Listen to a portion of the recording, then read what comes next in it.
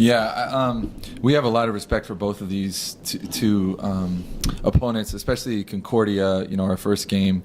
They're a tough matchup for us, and I think a lot of it in league play the second time around comes down to matchups and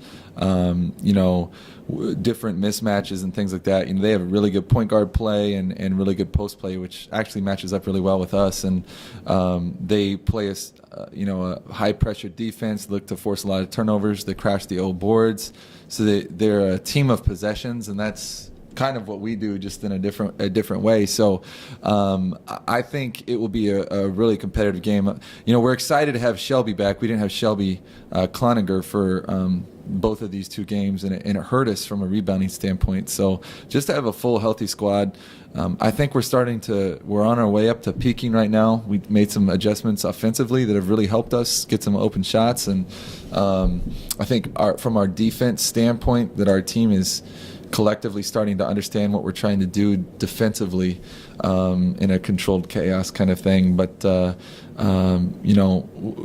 we're at the point now where we're facing desperate teams. So there's a very tight race for that 5th, 6th position, and the top 6 come up here to Anchorage for our conference tournament.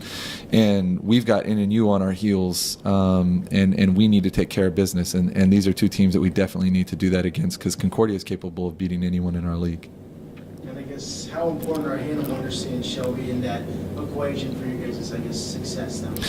Yeah, it's always good to be able to be a consistent team at this point in the season, and definitely in postseason. I think bigs keep you consistent. I think guard play is always really important, because the ball's in their hands so much more during a basketball game. But to be able to establish an inside presence, especially when your jumper's not falling, and to be able to defend that position to keep the other team from being consistent is huge. And I think Hannah and Shelby have done a really good job leading us in that area, and it was a little bit unexpected. We thought we would be a pretty guard-dominant team this year, and both of our two highest producers from a rebounding and scoring standpoint are both Shelby and Hannah. So to keep them motivated, to keep our team motivated, I think is important. But those two ladies have done an exceptional job keeping us relatively consistent this year. Yeah, and I guess you guys will get to play at home too in the GNAC tournament. How big of a factor is that for you guys? I think it's really big. One thing we talked about with our team is as much success that we've had in the past 3-4 seasons, we have not had a team go undefeated at home. And we had a team do it in the regular season for Division II games, but that was also the team that lost 2 in the shootout.